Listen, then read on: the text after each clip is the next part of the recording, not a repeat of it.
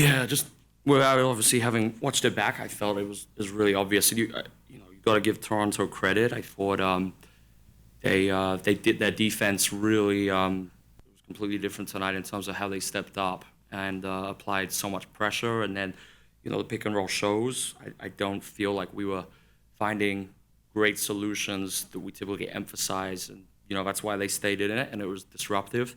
Um, and then just on the ball, I thought we kind of went away from a lot of the stuff we've done all season with our ghost screens, and we're really getting way too slowed down in those end of clock possessions.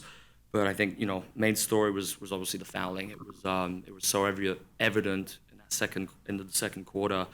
They went to the line 33 times. So a lot of it was foul discipline, like really really silly ones that we didn't need to concede. It's not they weren't even at the rim when we were contesting rim finishes. A lot were just on the floor in the bonus, and lots of mistakes there. So got to make sure we learn from this one, because we want to finish the season on a high, and tonight we didn't bring it. What do you think went into you guys being able to get back into it after going down big, or going down? I guess not big. Yeah, I mean the start was great, Sean. I think it started really when we came into the second unit. I think the turnovers, and I didn't feel like we responded well to those turnovers, like body language wise. I think we got to be focusing next play, and I felt second unit came in, had multiple turnovers, and then that kind of set the foundation for them to creep back in that first half. That response to the turnovers of body language stuff, is that something that you've is that something you've seen all season, or is that something you just kind of? No, that's why it was more surprising tonight, because we've been really good in that regard, and I felt we kind of let it perpetuate, and it just kind of spread, and that's not us. Just one of those nights where the composure is just kind of not. Yeah, very much so.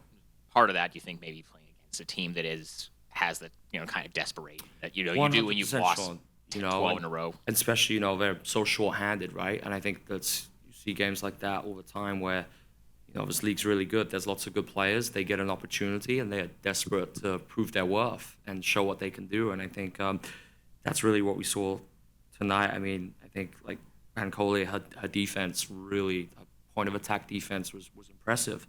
And I thought go all through their roster. I think they really flipped it up, stepped up the notch on that end. And I guess last thing, Emily, some huge plays from her on both ends of the floor. She hits that three to put you guys back ahead. After you come back, and then also a couple of big blocks. Like what Yeah, she, definitely. I think set the tone too early on, just with the 2 offensive rebounds, 4 points, just with crashing in that first quarter. I think with Em, like I don't think there's a player in this league who plays harder and is more gritty than Em. So yeah, credit for that. Like she's such a tough competitor, and we need that. It's it's a really important part of a team identity when you have a player like him bringing it every night.